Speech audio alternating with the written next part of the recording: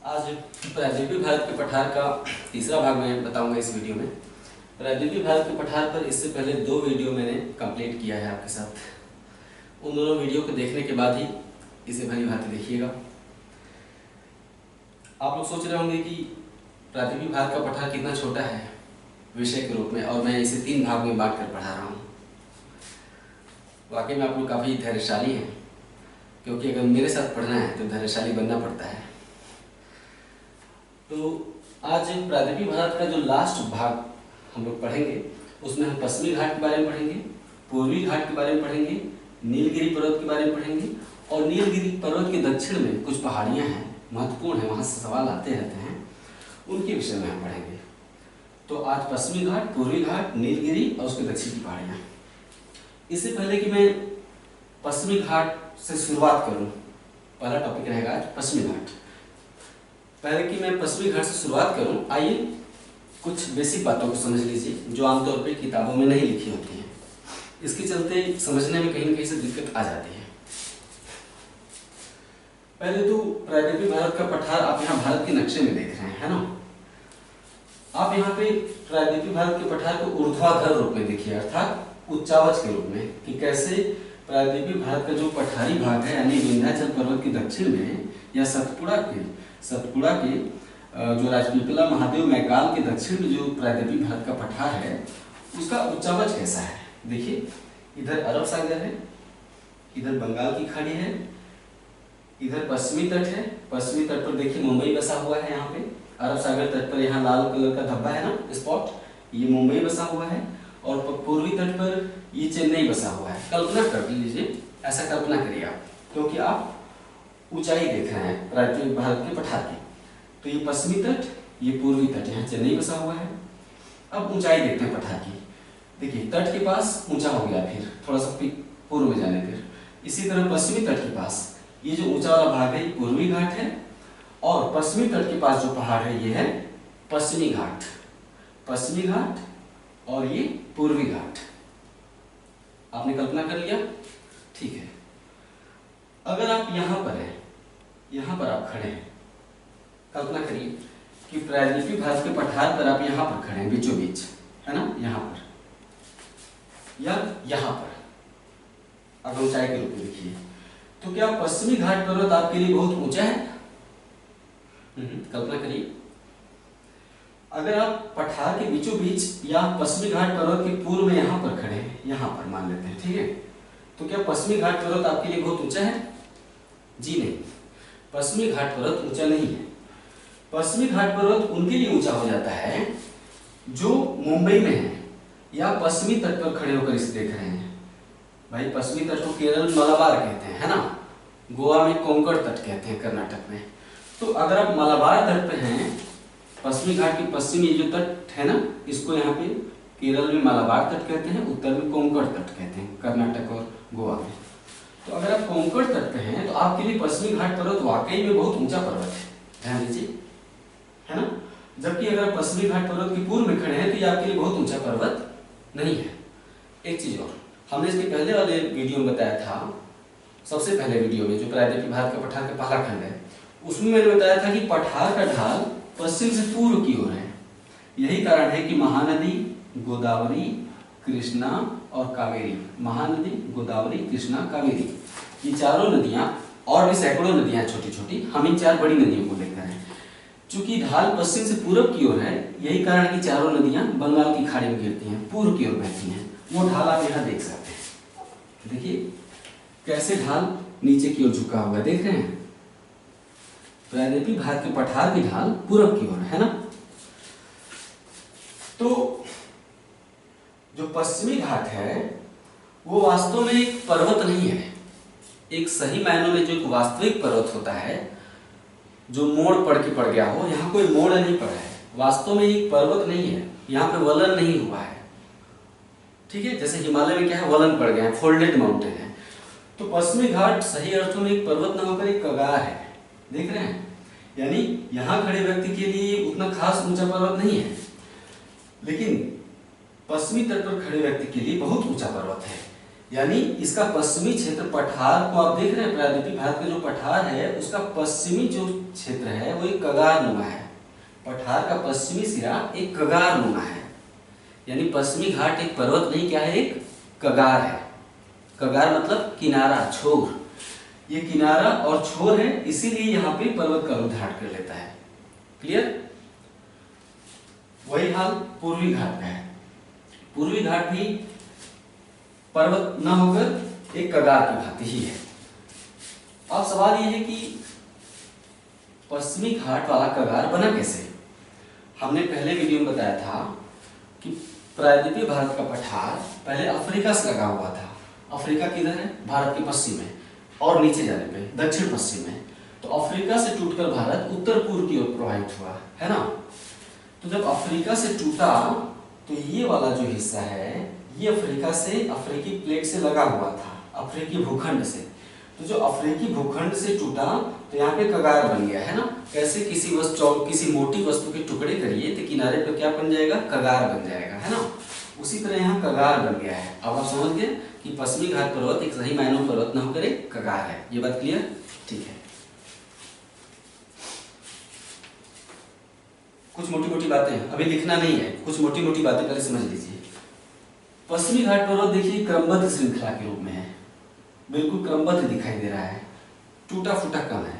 पूर्वी घाट पर्वत हम पश्चिमी घाट के साथ साथ बोलते हैं पूर्वी घाट पर्वत, लेकिन पूर्वी घाट पर्वत उतना निरंतर नहीं है। पश्चिमी घाट देखिए निरंतर है, क्रमबद्ध है, बीच में गैप नहीं है, जबकि पूर्वी घाट पर्वत में बहुत सारे बीच में गैप आ जाते हैं, है ना। क्रमबद्ध नहीं दिखाई दे रहा, देखिए जगह जगह टूटा फूटा है, बीच में बहुत सारे गैप हैं। सवाल है कि ये गैप कैसे बने? वही बात, प्रायद्वीपीय भारत के पठार की ढाल पूरब की ओर है। पूरब की ओर होने के कारण ज्यादातर नदियां पश्चिमी घाट से निकलती हैं, जैसे गोदावरी पश्चिमी घाट से निकलती है, कृष्णा पश्चिमी घाट से निकलती है और कावेरी। ये नदियां पश्चिमी घाट से निकलती हैं और पूर्वी घाट को क्रॉस करते हुए तट पर जाकर बंगाल की खाड़ी में गिर जाती है। ठीक है, यहाँ से कोई नदी बही, क्रॉस करते हुए जाकर बंगाल की खाड़ी में गिर जाएगी। तो जब क्रॉस करती है तो बीच में आ जाता है पूर्वी घाट। ठीक है, तो गोदावरी, कृष्णा, कावेरी जैसी अन्य सैकड़ों नदियों ने, बहुत सी नदियां, आप भौतिक वाला जो मानचित्र होता है ना, राजनीतिक नहीं भौतिक वाला, ध्यान से देखिए, सैकड़ों नदियों का क्षेत्र है। खासकर आंध्र प्रदेश में और तमिलनाडु में बहुत सी छोटी छोटी नदियां हैं जो कि यहीं से शुरू होती है और यहाँ पे मिल जाती है, छोटी छोटी नदियां हैं। तो छोटी और बड़ी नदियों ने मिलकर पूर्वी घाट पर्वत को जगह जगह काट दिया है। देखिए जहाँ गोदावरी प्रवाहित हो रही है, ये ऊपर वाली नदी गोदावरी है, गोदावरी जहाँ प्रवाहित हो रही है वहाँ पश्चिमी घाट पर्वत गायब। कृष्णा जहाँ प्रवाहित हो रही है वहाँ पश्चिमी घाट पर्वत गायब। इसी तरह आंध्र प्रदेश में बहुत सारी नदियाँ हैं, पेन्नार नदी और भी बहुत सी मिलते जुलते शब्दों के नामों वाली नदियाँ हैं, पेन्नार, कोन्नानी, क्या क्या करके सब छोटी छोटी नदियाँ हैं। वैगई नदी है तमिलनाडु में, है ना, वैगई, और भी नाम नहीं आता है। तो इन सभी नदियों ने मिलकर जगह जगह पूर्वी घाट पर्वत को काट दिया है। कैसे? नदी क्या करती है? चट्टानों को काटने का काम करती है, और काट कर पूर्वी घाट को, अपनी घाटी को नदियों ने गहरा कर लिया है। मैंने पहले बता चुका है पहले वीडियोस में कि नदी कब तक अपनी घाटी को गहरा करती है? जब तक वो समुद्र के लेवल में ना आ जाए। यानी ये जो नदी है तब तक गहरा करती रहती है जब तक समुद्र के लेवल को प्राप्त न कर ले। उसको हम कहते हैं आधार तल। नदी जब अपने लेवल को, अपने आधार तल को प्राप्त कर लेती है तो अपने घाटी को गहरा करना बंद कर देती है। नदी का आधार तल क्या होता है? वही तल जो समुद्र का तल है।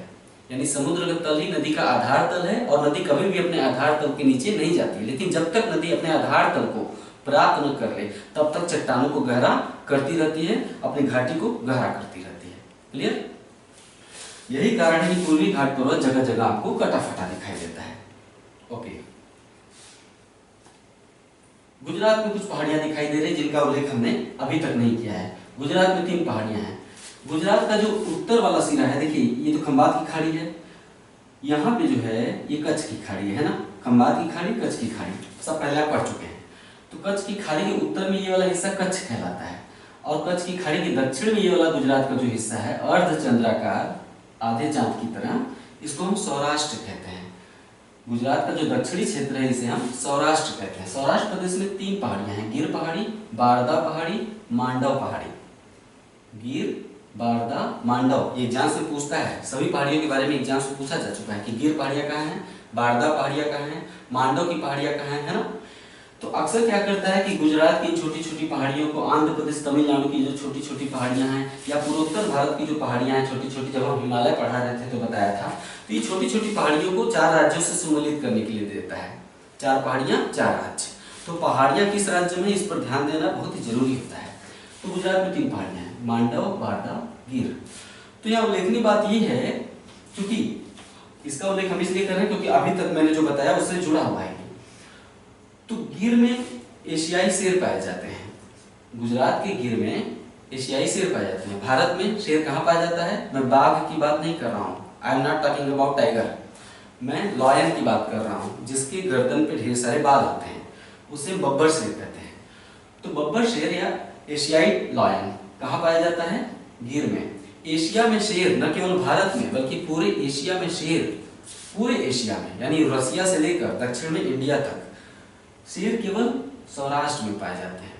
ये बड़ी कौतूहल वाली बात है कि शेर केवल सौराष्ट्र में ही क्यों पाए जाते हैं?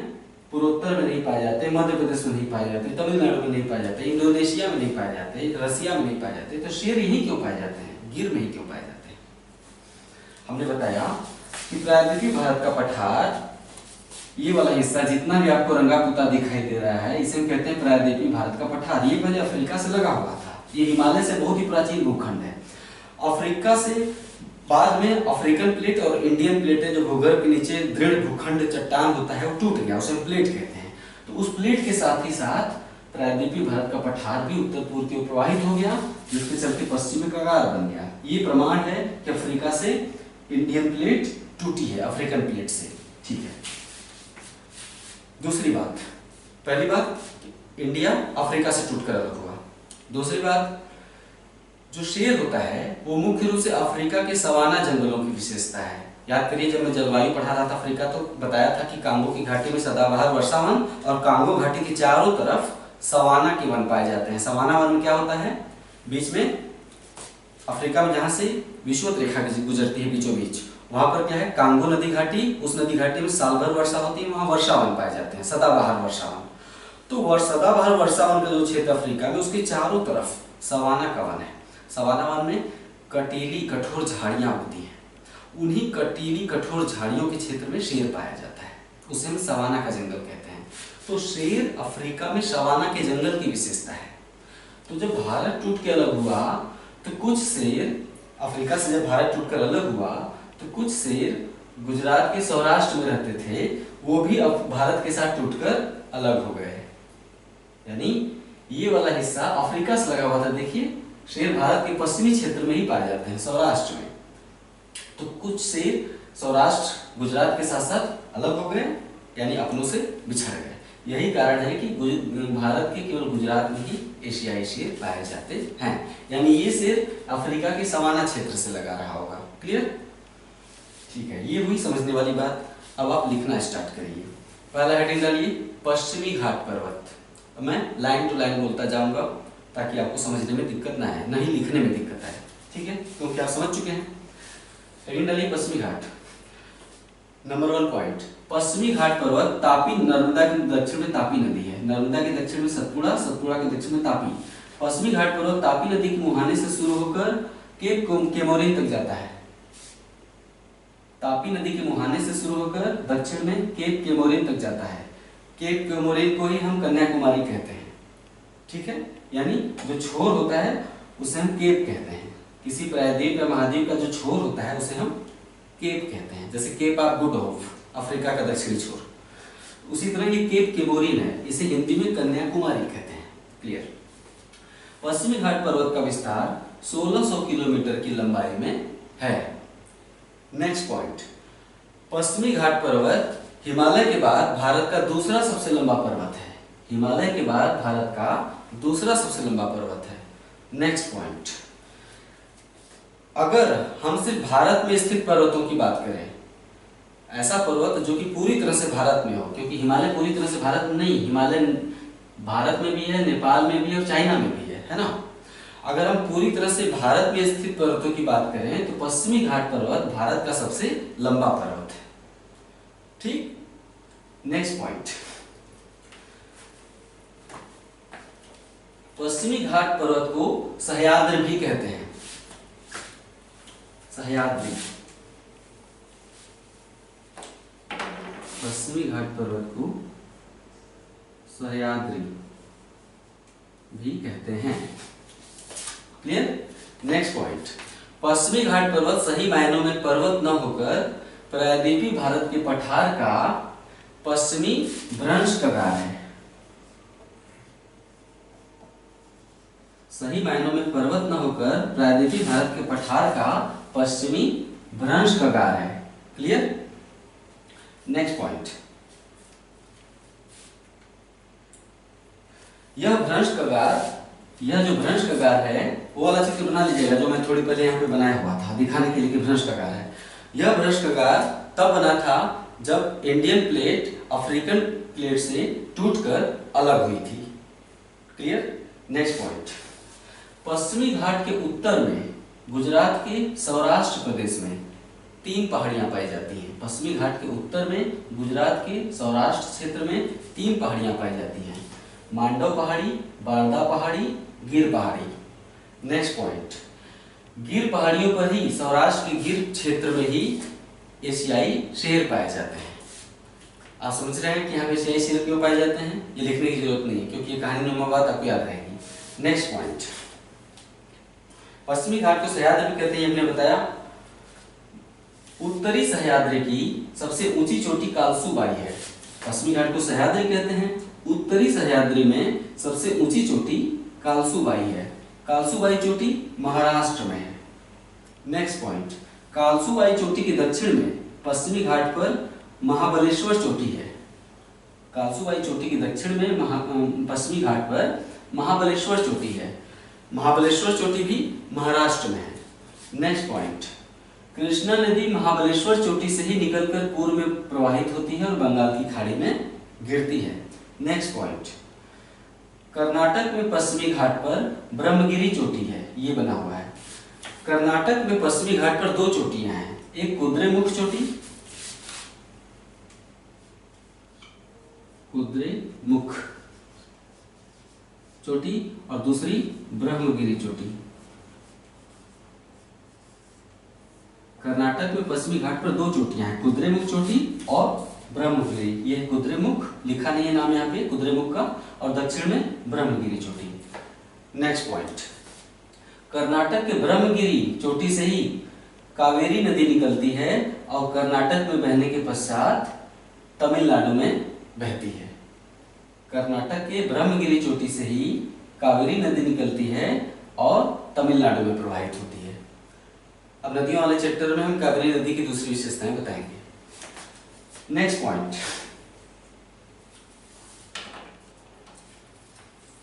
पश्चिमी घाट की इतनी विशेषताओं के आपने जाना उसके विषय में। नेक्स्ट पॉइंट लिखिए, दक्षिण भारत में जाकर पश्चिमी घाट पर्वत पूर्वी घाट पर्वत से मिलकर एक पर्वतीय गांठ का निर्माण करता है।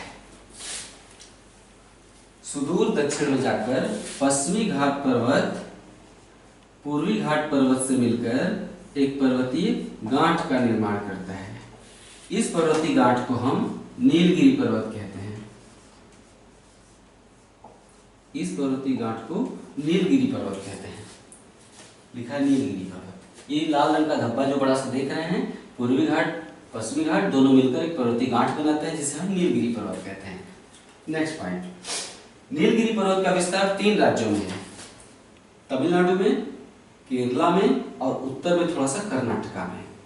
3 राज्यों में इसका विस्तार है। ये हमेशा पूछता है एग्जाम में, 2500 बार अलग अलग एग्जाम में आया है कि नीलगिरी पर्वत का विस्तार किन 3 राज्यों में है, Tamil Nadu, Kerala, Karnataka. Okay. Next point, Nilgiri पर्वत की सबसे ऊंची चोटी डोडा बेटा है। नीलगिरी पर्वत की सबसे ऊंची चोटी डोडा बेटा है। नेक्स्ट पॉइंट, डोडा बेटा चोटी दक्षिण भारत का दूसरा सबसे ऊंचा शिखर है। डोडा बेटा चोटी दक्षिण भारत का दूसरा सबसे ऊंचा शिखर है। ठीक है। नेक्स्ट पॉइंट, प्रसिद्ध पर्यटक स्थल ऊटी, ऊटी या ऊटक मंडल, प्रसिद्ध पर्यटक स्थल ऊटी या ऊटक मंडल तमिलनाडु में नीलगिरी पहाड़ियों पर ही है। ऊटी कहाँ है? तमिलनाडु में। किस पहाड़ी पर? नीलगिरी पहाड़ी पर। इसको ऐसे लिखिए कि प्रसिद्ध पर्यटक स्थल ऊटी या ऊटक मंडल, स्थानीय रूप से उसे हम ऊटक मंडल कहते हैं। ऊटी को ऊटी या ऊटक मंडल तमिलनाडु में नीलगिरी पहाड़ियों पर ही है। नेक्स्ट पॉइंट, केरल का प्रसिद्ध साइलेंट वैली। केरल का प्रसिद्ध सदाबहार वन। सदाबहार वन अर्थात जहां साल भर वर्षा होती है और वन वृक्ष साल भर हरे भरे रहते हैं और अपनी पत्तियां नहीं गिराते हैं। उत्तर भारत में क्या होता है, जैसे ही फरवरी आएगी सारे पेड़ अपनी पत्तियां गिरा देते हैं। सदाबहार वनों में पेड़ अपनी पत्तियां नहीं गिराते हैं। क्यों? क्योंकि नमी की कमी नहीं होती है, मॉइस्चर की कमी नहीं हो पाती है, इसलिए पत्तियां लगी रहती हैं। तो केरल का प्रसिद्ध सदाबहार वन जिसका नाम क्या है? Silent valley.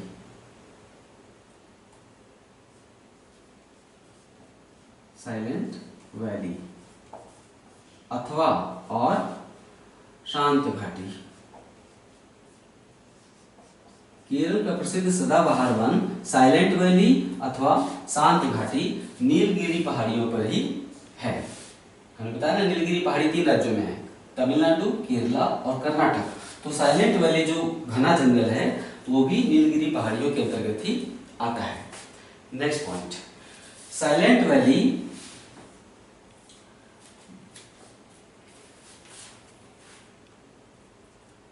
साइलेंट वैली जो वन है वो अपनी जैव विविधता, बायोडाइवर्सिटी,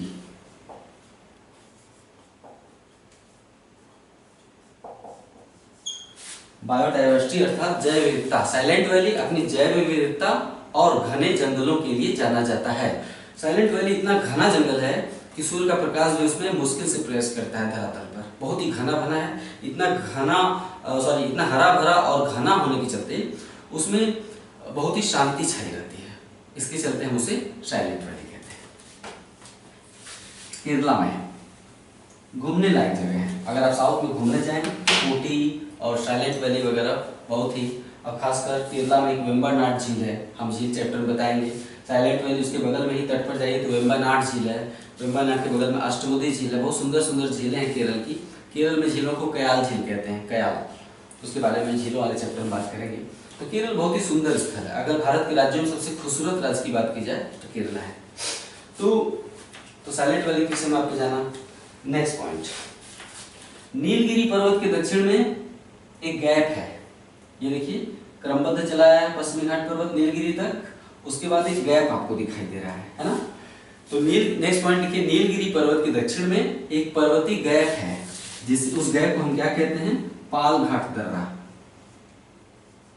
एक पर्वतीय गैप है जिसे हम पाल घाट दर्रा कहते हैं। पाल घाट दर्रा को स्थानीय रूप से पलक्काड़, पाल घाट दर्रा को स्थानीय रूप से पलक्काड़ गैप कहते हैं। क्यों?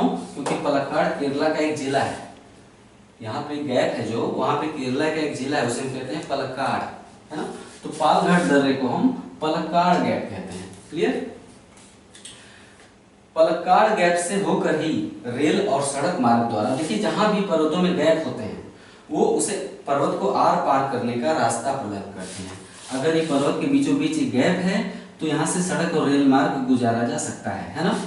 तो पाल घाट दर्रे से होकर ही केरल और तमिलनाडु के नगरों को सड़क और रेल मार्ग द्वारा आपस में जोड़ दिया गया है। इससे पहाड़ चढ़ने की समस्या नहीं रह जाती।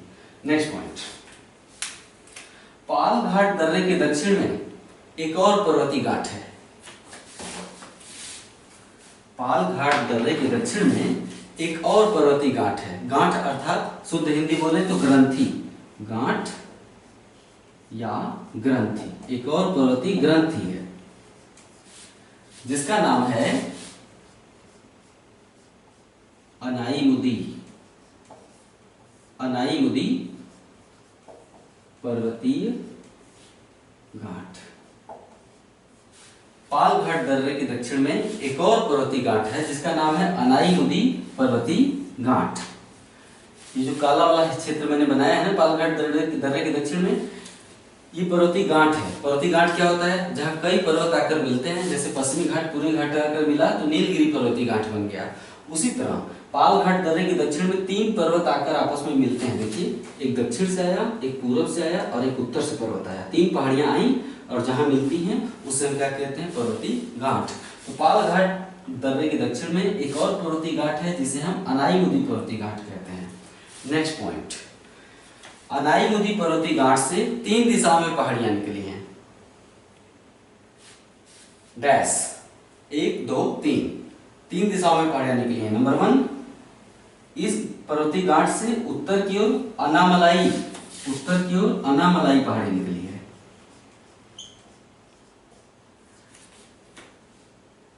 अनाईमुदी पर्वतीय गांठ से दक्षिण की ओर कार्डामम पहाड़ी निकली है।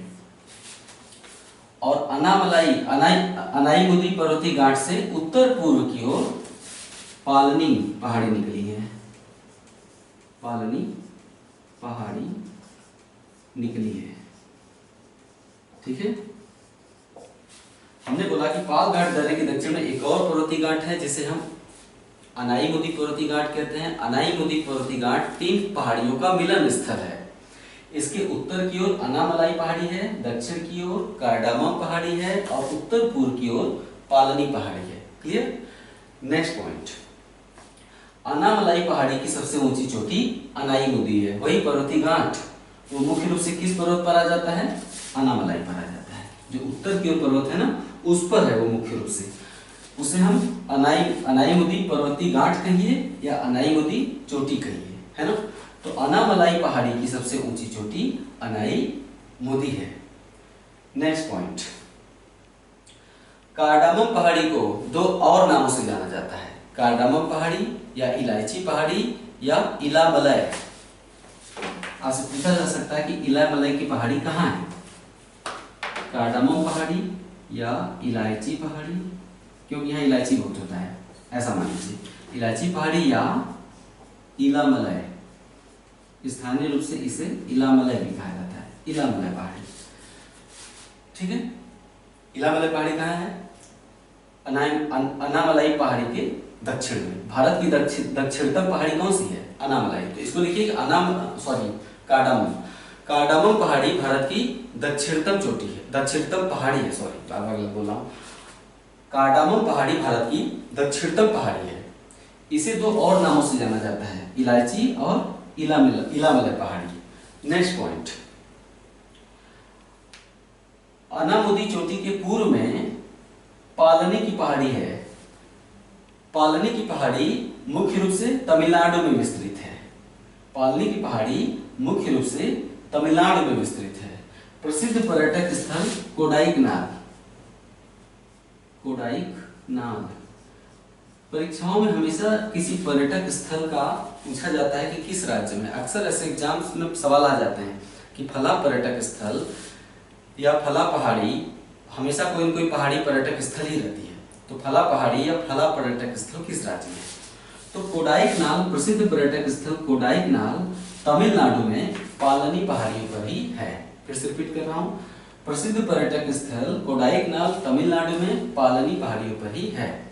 नेक्स्ट पॉइंट, पालनी पहाड़ियां पूरी तरह से तमिलनाडु में विस्तृत हैं, जबकि अनामलाई और कार्डामम पहाड़ी तमिलनाडु और केरला की सीमा पर है।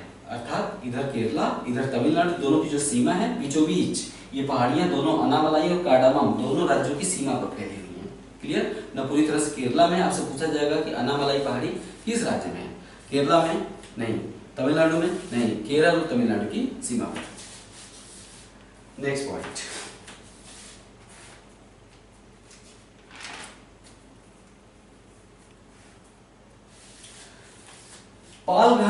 पश्चिमी घाट पर्वत में जगह जगह दर्रे पाए जाते हैं, गैप पाए जाते हैं।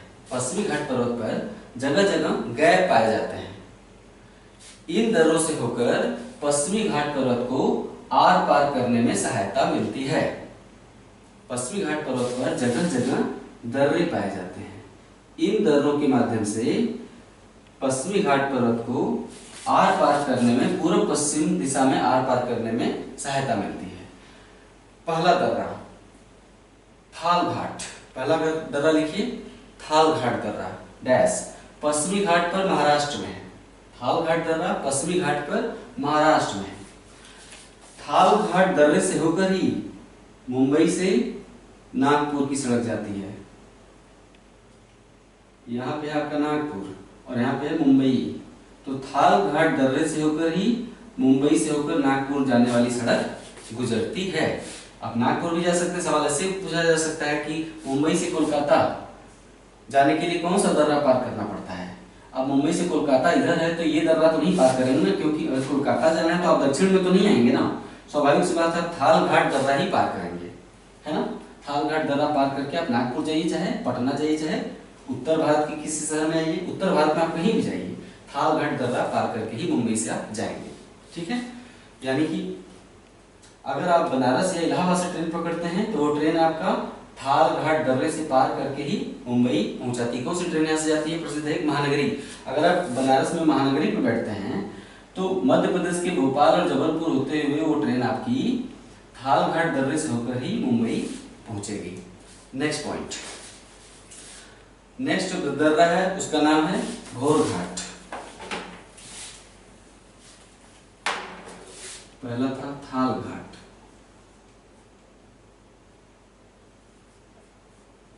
दूसरा है घोर घाट दर्रा।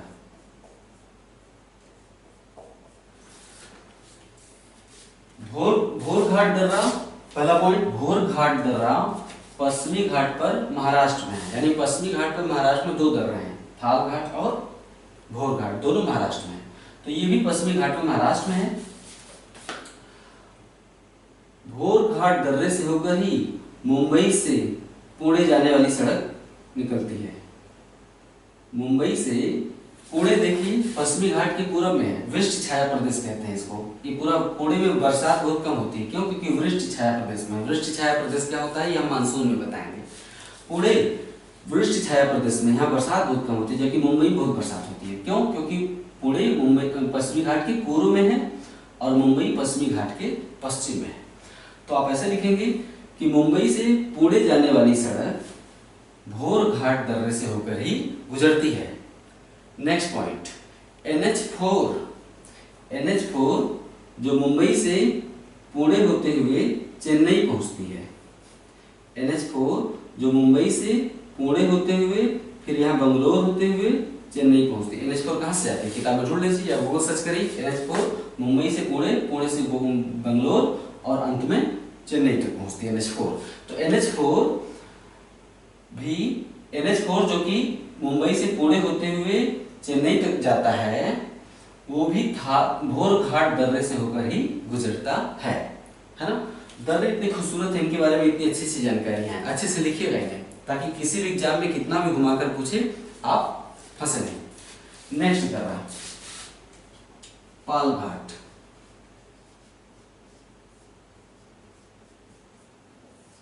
केरल में। नेक्स्ट पॉइंट, पहला पॉइंट केरल में है, दूसरा पॉइंट नीलगिरी पहाड़ियों के दक्षिण में और अन्नामलाई पहाड़ी के उत्तर में, यानी नीलगिरी और अन्नामलाई पहाड़ियों के बीचों बीच कौन सा दर्रा है? पाल घाट। इसको पलक्काड़ भी कहते हैं, पलक्काड़ दर्रा पहले पढ़ा। नेक्स्ट पॉइंट, चौथा दर्रा है एक श्रेनकोट्टा, इसको हम कहते हैं श्रेनकोट्टा गैप। श्रेनकोट्टा गैप कार्डामम पहाड़ियों पर है, पहाड़ियों पर नहीं, पहाड़ी पर। श्रेनकोट्टा गैप कार्डामम पहाड़ी पर है, जो कि भारत की सबसे दक्षिणी पहाड़ी है ना। तो श्रेनकोट्टा गैप कार्डामम पहाड़ी पर है। ये केरल की राजधानी तिरुवनंतपुरम, बिल्कुल दक्षिण में, यहाँ पे केरल की राजधानी तिरुवनंतपुरम है। और जैसे उत्तर प्रदेश का कुछ प्राचीन शहर है बनारस, है ना।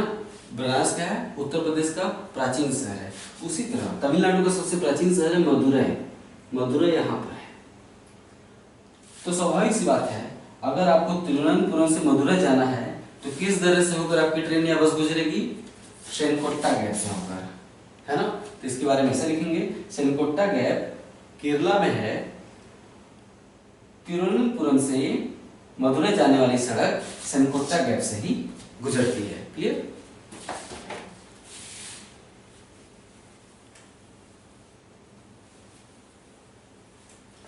अब हेडिंग डालिए पूर्वी घाट पर्वत।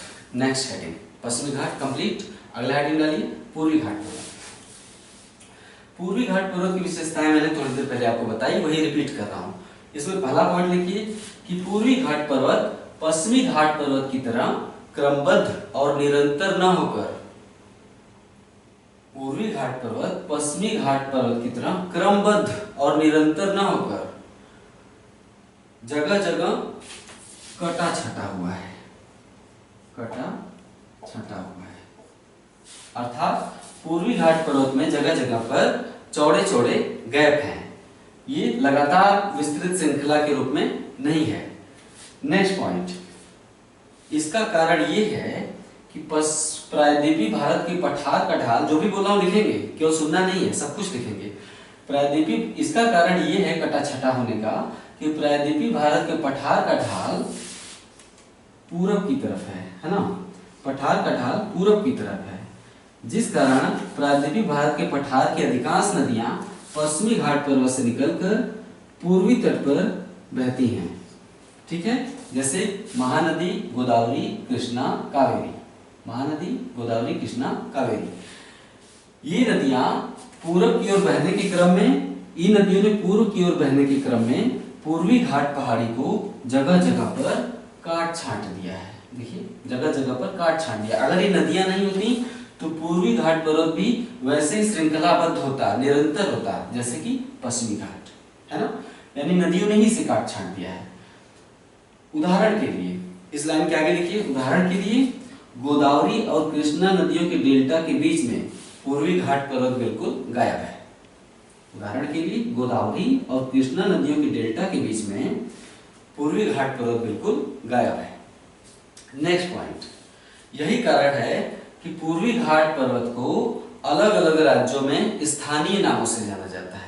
इसको एक पर्वत के रूप में तो जाना ही जाता है, ऐसे तो हम भूगोल में कहते हैं पूर्वी घाट पर्वत, लेकिन राज्यों में इसे अलग अलग नामों से जाना जाता है। क्यों? क्योंकि छोटी छोटी पहाड़ियों के रूप में है। यही कारण है कि पूर्वी घाट पर्वत को अलग अलग राज्यों में स्थानीय नामों से जाना जाता है। जैसे वो स्थानीय नाम कौन कौन से हैं? जैसे आंध्र प्रदेश में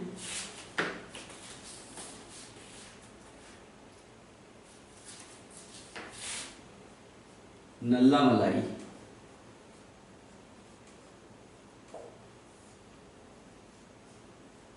पालकोंडा, वेलिकोंडा। आंध्र प्रदेश में नल्ला मलाई पहाड़ी, पालकोंडा पहाड़ी, वेलिकोंडा पहाड़ी।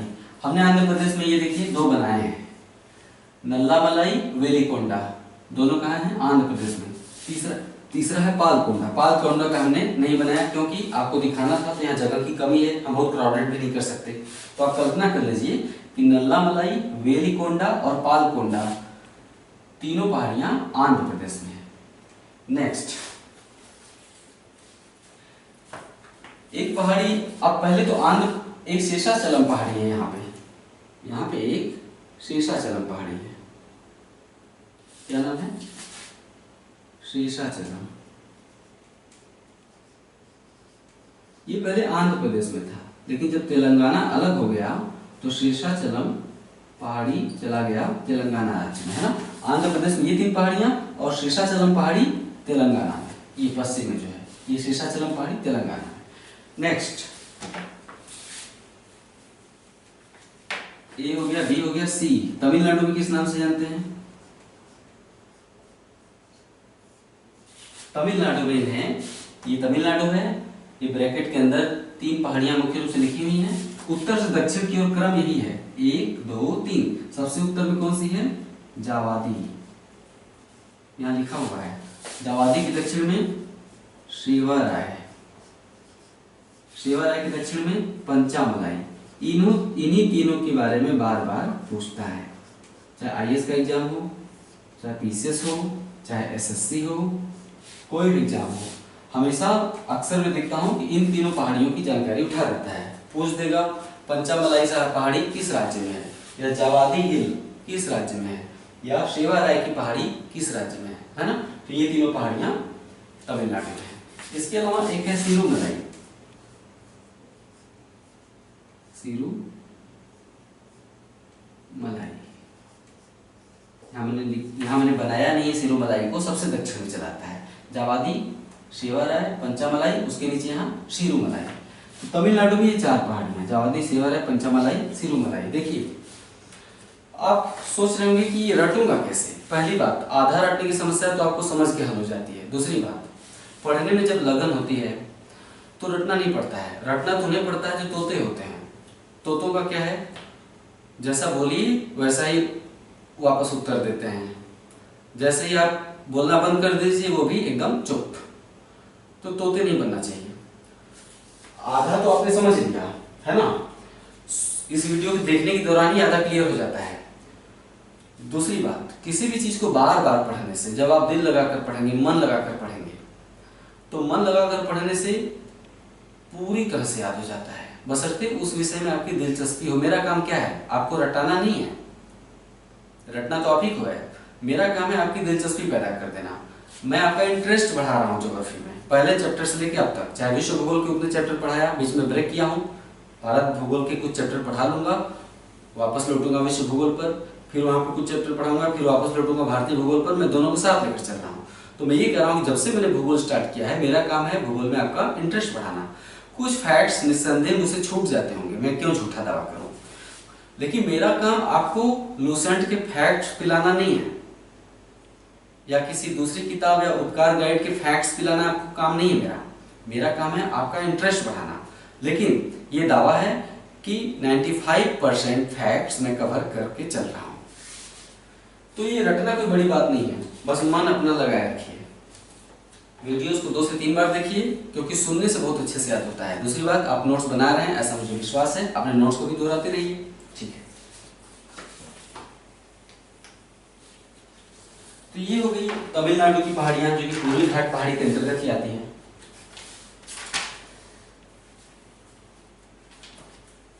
एक जानकारी ये है कि जो तमिलनाडु की पहाड़ियां हैं, जितने मैंने चारों नाम लिखवाए 4 पहाड़ियों के, तमिलनाडु की पहाड़ियां चारकोनाइट चट्टान से बनी हुई हैं। चारकोनाइट चट्टानों से बनी हुई है तमिलनाडु की पहाड़ियां। एक पॉइंट ये है कि तमिलनाडु की पहाड़ियों पर, तमिलनाडु में जितनी पहाड़ियां उन पर, और नीलगिरी पर्वत पर, नीलगिरी पर्वत समेत तमिलनाडु की पहाड़ियों पर चंदन और सागौन, नीलगिरी पर्वत सहित तमिलनाडु की पहाड़ियों पर चंदन और सागौन के वृक्ष बहुतायत से पाए जाते हैं। जब हम वन वाला चैप्टर पढ़ाएंगे, भारत में वन, तो उसमें भी आप ये देखेंगे। तो ये हो गया आज का चैप्टर, प्रायद्वीपीय भारत का पठार समाप्त। हिमालय समाप्त हुआ, प्रायद्वीपीय भारत का पठार समाप्त हुआ। इसके बाद अगला वीडियो जो होगा, भौतिक भूगोल में थोड़ा सा नदियों वाला चैप्टर बस शुरू ही होने वाला है। लेकिन उसके पहले मेरी जिम्मेदारी है कि मैं क्रम से आगे बढ़ रहा हूँ, तो पर्वत पठार पढ़ाने के बाद आपको मैदान पढ़ा दूं, है ना। तो उत्तर भारत का मैदान बचा है। मैदान केवल उत्तर भारत में ही नहीं है, और कहाँ है मैदान? पूर्वी तट का मैदान, पश्चिमी तट का मैदान। तो उत्तर भारत के मैदान, पश्चिमी तट के मैदान और पूर्वी तट के मैदान से भी सवाल पूछे जाते हैं। छोटा सा चैप्टर होगा, अगले वीडियो में आप इसे देखेंगे मैदानों के विषय में। जस्ट उसके अगले बार मैं नदी वाला चैप्टर स्टार्ट कर दूंगा, जो कि आप बार बार डिमांड करते रहे हैं कि मैं नदी वाला चैप्टर पढ़ाऊं, तो आने वाला है। ये चैप्टर समाप्त हो रहा है। मैं आपसे कुछ सवाल कर रहा हूं, उसका जवाब आप कमेंट में देना अपेक्षित है। अमरकंटक चोटी से, सवाल नंबर 1, अमरकंटक चोटी से कौन सी 2 नदियां निकलती हैं? सवाल नंबर 2, विंध्य पर्वत की सबसे पूर्वी पहाड़ी का नाम बताइए। विंध्य पर्वत की सबसे पूर्वी पहाड़ी का नाम बताइए। नेक्स्ट, सवाल नंबर 3, दक्षिण पश्चिम में अरावली का विस्तार कहां तक है? ये है अरावली उत्तर में, उत्तर पूर्वी, और ये है दक्षिण पश्चिमी। तो दक्षिण पश्चिम में अरावली का विस्तार कहां तक है? नेक्स्ट पॉइंट, नर्मदा नदी किन 2 पर्वतों के बीच से होकर प्रवाहित होती है? नेक्स्ट क्वेश्चन, भारत में कितनी नदियां भ्रंश घाटियों से होकर प्रवाहित होती हैं? भारत में कितनी नदियां भ्रंश घाटियों में बहती हैं? नेक्स्ट क्वेश्चन, सतपुड़ा पर्वत का सर्वोच्च शिखर कौन सा है? सतपुड़ा पर्वत की सर्वोच्च चोटी कौन सी है और वो सतपुड़ा की किस पहाड़ी पर है? सतपुड़ा पर्वत की सर्वोच्च चोटी और वो सतपुड़ा की किस पहाड़ी पर है? इसका उत्तर दीजिए। नेक्स्ट क्वेश्चन, भारत में अवनालिका अपर्दन करने वाली नदी कौन सी है, या कौन सी नदी भारत में अवनालिका अपर्दन करने के लिए कुख्यात है? नेक्स्ट क्वेश्चन, किस दर्रे से होकर मंडी से लेह जाने वाली सड़क गुजरती है? यहाँ पे हिमाचल प्रदेश में मंडी एक शहर है और यहाँ पे है जम्मू कश्मीर में लेह है। तो मंडी से लेह जाने वाली सड़क किस दर्रे से होकर गुजरती है? उस दर्रे का नाम बताइए। मैंने कुछ सवाल किया आपसे, लगभग 8 सवाल। इस 8 सवालों का उत्तर दीजिए। मुझे उसका जवाब देकर खुशी होगी कि आप पढ़ रहे हैं। ठीक है, मिलते हैं अगले वीडियो में, अगले लेक्चर में। नमस्कार।